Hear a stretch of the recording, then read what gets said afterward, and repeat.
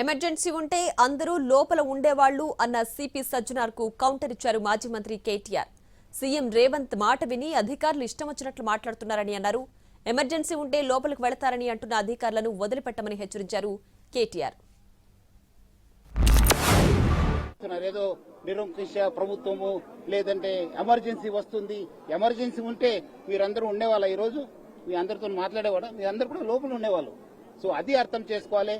చట్టం తను పని చేస్తుంది. డెఫినెట్లీ చట్ట భాగంగా ఏమైనా మనం డెఫినెట్లీ పోతాను, మనము అక్కడ సెర్చ్ చేస్తాను, కావాల్సిన వాళ్ళు అరెస్ట్ చేస్తాను, చట్టం ముందు పెడతాను, అప్పుడు చట్టం చూసుకుంటుంది.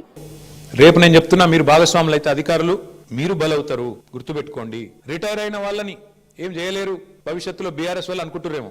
దానికి కూడా మాకు రేవంత్ రెడ్డి గారే తోజు పెట్టిండు. రిటైర్ అయిన అధికారులను కూడా తీసుకొచ్చి 40 రోజులు జైల్లో పెట్టినాడు. కాబట్టి ఎవరు ఎక్కడికి పోలేరు.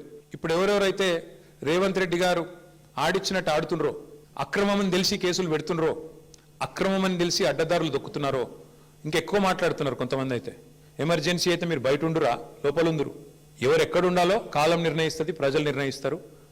ఒళ్ళు దగ్గర పెట్టుకుని ఉంటే మంచిది.